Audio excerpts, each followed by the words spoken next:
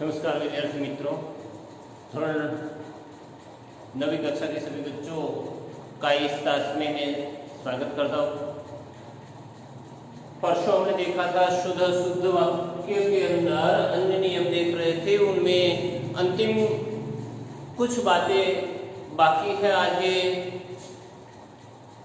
जो व्याकरण की बात है, शुद्ध अशुद्ध वाक्यों की बात है, उनको हम आज पूरा कर देंगे।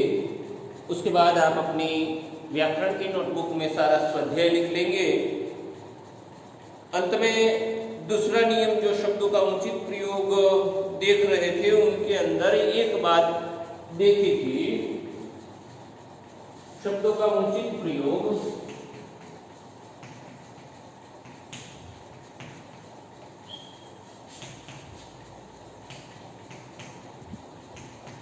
उनके अंदर दूसरी बात देखने की ओर जा रहे थे। देखो,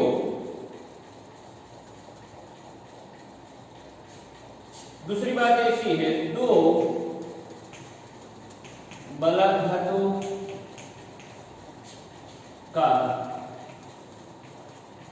प्रयोग लगातार नहीं करना चाहिए।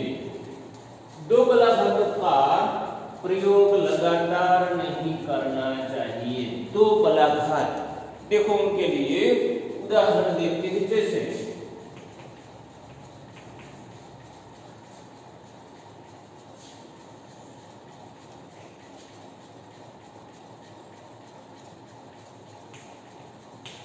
इसके बावजूद भी वह आता जाता रहा।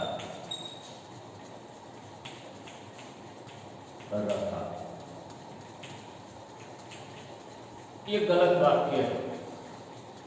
बावजूद यहां इनकी जरूरत नहीं। देखो,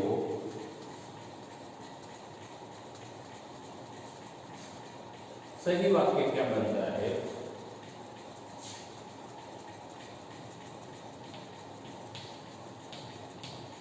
इसके बावजूद वह आता जाता रहा।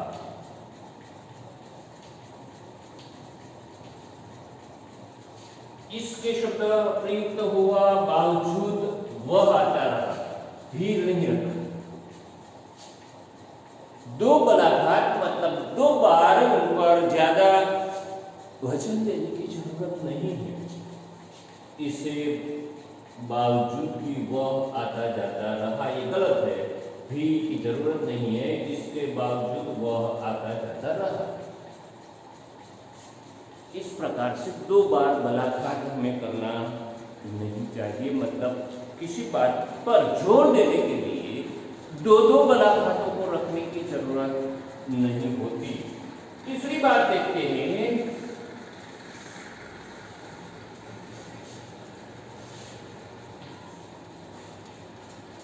शब्द का निर्थक प्रयोग नहीं करना चाहिए। शब्द का निर्थक प्रयोग नहीं करना चाहिए। शब्द का निर्थक प्रयोग नहीं करना चाहिए। देखो,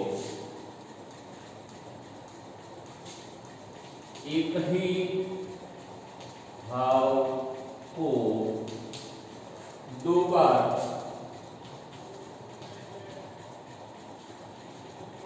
कहने से वाक्य अशुद्ध हो जाता है। उदाहरण जैसे शब्द का निर्थक प्रयोग करना नहीं चाहिए। एक ही भाव को दो बार कहने से वाक्य अशुद्ध हो जाता है। जरूरत नहीं होती तो एक ही भाव दोबारा दिखलाने की कोई जरूरत नहीं होती। उदाहरण देखते हैं, जैसे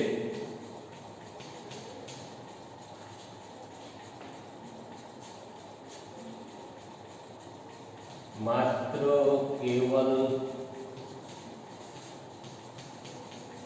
छात्रों के लिए,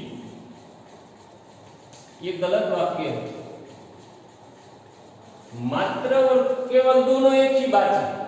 मात्र छात्रों के लिए या तो केवल छात्रों के लिए उतना प्रयुक्त करते तो सही होता, पर मात्र केवल छात्रों के लिए इनकी कोई जरूरत होती ही नहीं है। डबल प्रयोग करने से, दोबारा प्रयोग करने से ये बात गलत हो जाती है। देखो यहाँ पर सही वाक्य कैसा होता है, केवल छात्रों के लिए, ये सही है। मात्र की कोई जरूरत नहीं, बिना जरूरत हम शब्द उमेरते जाएंगे। शब्द का निर्थक प्रयोग करना नहीं चाहिए, जरूरी नहीं तो शब्द नहीं रखो। जितना बढ़ा चढ़ाकर रखने का प्रयत्न करेंगे उतना गलत होगा। जरूरी हो उतने ही शब्दों का प्रयोग करो। केवल छात्रों के लिए इतना लिखेंगे तो भी सही रहेगा। दूसरा उदाहरण देखते हैं, देखो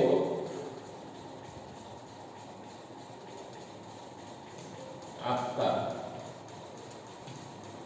भौतिक अशुद्ध,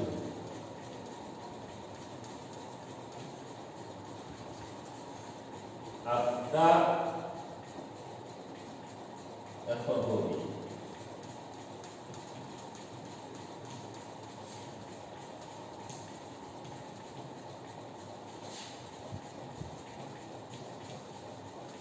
या तो भौतिक प्रयुक्त करो या तो आपका प्रयोग करो। आपका भौतिक कहने की कोई जरूरत नहीं है, उनका ही है। आपका भौतिक कहने की कोई जरूरत नहीं, आपका लड़का, वैसा कहते तो बराबर। आपका भौतिक भौतिक उनका ही है, इसीलिए सिर्फ भौतिक कोई बातें बोलो, इतना कहोगे तो चलेगा। ये शुद्ध शुद्धि शुद्ध है। अब देखो उसी में एक बात है,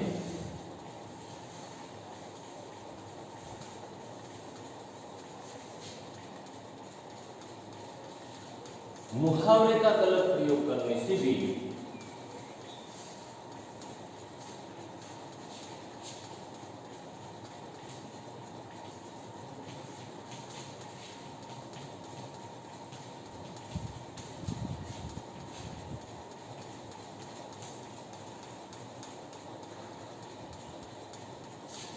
वाक्य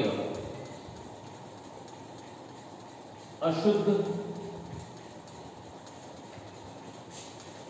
हो जाता है।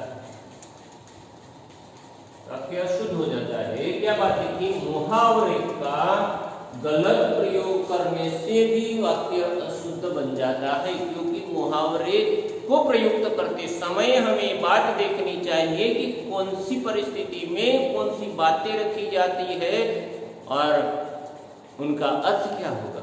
उस बात को देखकर ही, परिस्थिति को और घटनाओं को देखकर ही, विचारों का सामीप्य देखकर, कल्पना का सामीप्य देखकर, उनके संदर्भ में ही मुहावरा उचित जो होता है उनका ही प्रयोग करना चाहिए।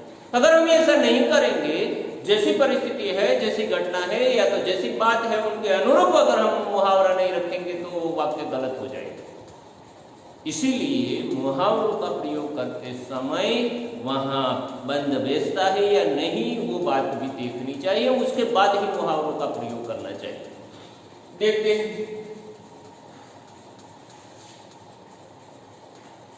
उसके मुंह में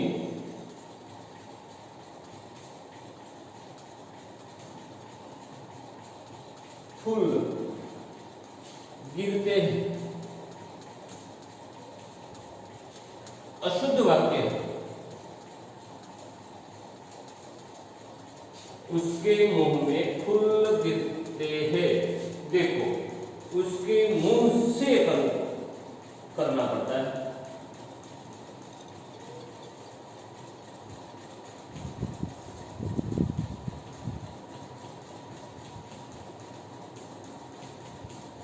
ये शुद्ध है। उसके मुंह में रखेंगे तो गलत बात हो जाएगी। उसके मुंह में फूल गिरते हैं, मुंह में फूल नहीं गिरते, मुंह से जो बोलते हैं उस भाषा के लिए ऐसा प्रयोग किया गया है। उसके मुंह से फूल गिरते हैं, से का प्रयोग किया, मुंह से। इस प्रकार से मुहावरा गलत रखेंगे तो भी बात गलत हो जाती है।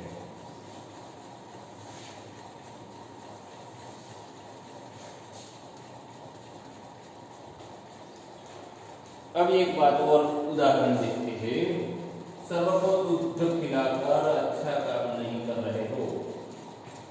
सर्व को दूध खिलाकर अच्छा काम नहीं कर रहे हो, ये अशुद्ध है। देखो शुद्ध क्या होता है? सर्व को दूध पिलाकर अच्छा काम नहीं कर रहे हो। सर्व को दूध पिलाकर अच्छा काम नहीं कर रहे हो, ये शुद्ध है। क्योंकि दूध को पिया जाता है, खाया नहीं जाता। खिलाकर नहीं, पिलाकर। यानी कि प्रयुक्त करते समय हमें उनके अर्थ को देखकर ही अच्छी बात इस प्रकार से लिखनी चाहिए।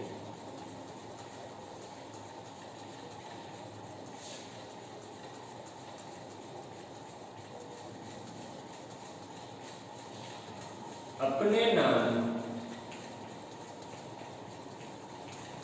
के साथ श्री शब्द को छोड़कर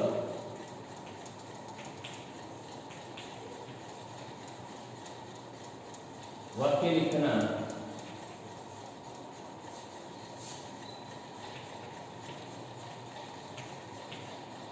चाहिए। अब देखो, मेरा नाम श्री महेश भाई,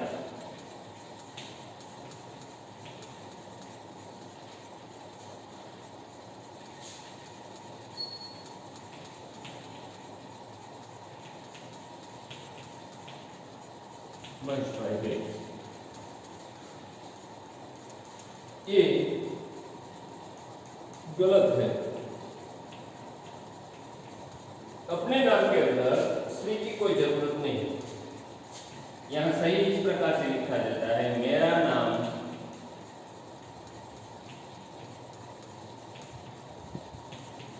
महेश भाई है। ये सही, श्री की जरूरत नहीं है अपने नाम के साथ।